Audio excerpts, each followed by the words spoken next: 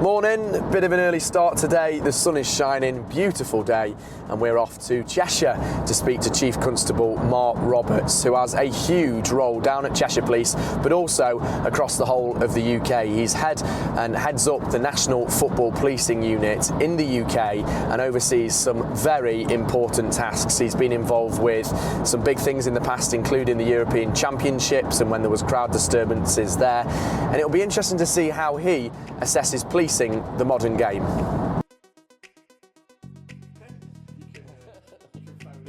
Mark, thanks for talking to us. Let's just start with really how important football policing is to the UK. I think first of all, if you look how important is football to the UK, it's a national pastime. More people go and watch it every week than any other sport. So it's really important from that perspective. With large numbers of people going, it's then important that the police play our role in trying to ensure that everyone can go and have a good time and do so in safety. Because, over the years we've had some appalling tragedies in the UK and with British fans abroad.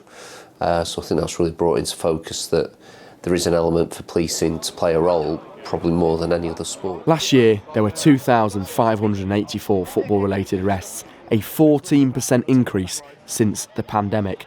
And that's why dedicated football officers who work with the clubs and supporters, being a friendly face week in, week out, are incredibly important to football policing. UK Football Policing Unit, that works for me, based in London but has those connections with all of the dedicated football officers.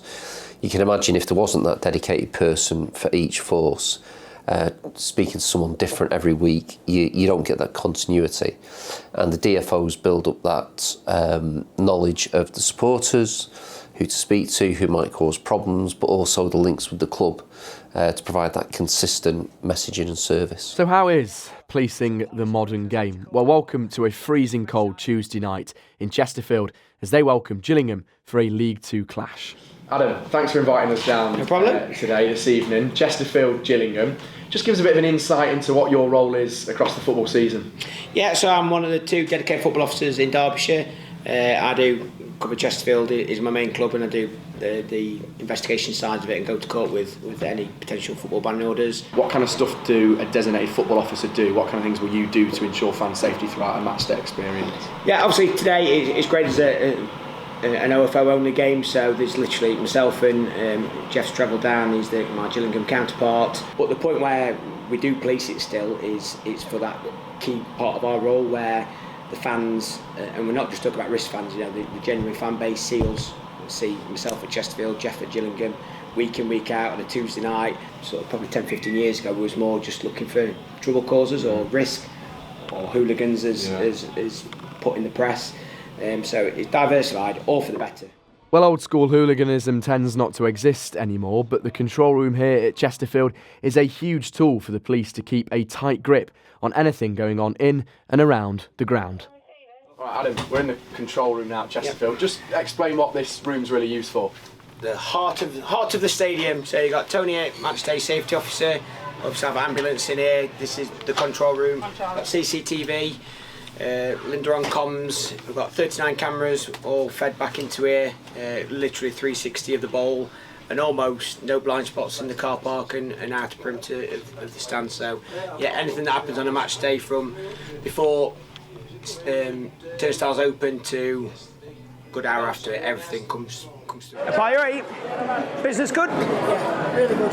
Yeah, glad you took it on now. Adam and Jeff complete a series of pub checks before the game and even have a moan with the fans about the price of a pint. Hopefully it'll be for fucking £4. Sure. Robbery. Well, the game's about to kick off now. It's a Tuesday night game, so a little bit of a lower crowd expected here at Chesterfield, but it's roles like Adam and people like Adam that are really important for policing football, and this is where the hard work really starts, monitoring the crowds 24/7 throughout the games and making sure really that everything is okay throughout the games and ensuring the fan safety throughout tonight. Jeff Greensmith, I'm the dedicated football officer for Kent Police, so force football officer, and that's like a 50-50 role with ops planning. So half the day when I'm not doing football, I'll be planning operations and events and stuff like that. I then do football predominantly at the weekend, and then an England spotter or football officer. So deploy abroad when the team play abroad, and basically do what we're doing today, but on a bigger scale. across anywhere in Europe or the world. So yeah. And the Gillingham fans behind you, I mean, how does it compare doing just a few hundred on a Tuesday night to then doing the Euros and World Cups and things like that? So fundamentally, it's the same principles. You're there to engage with the supporters, reassure them, find out information, and it's almost like a community feel, but just on a much bigger scale.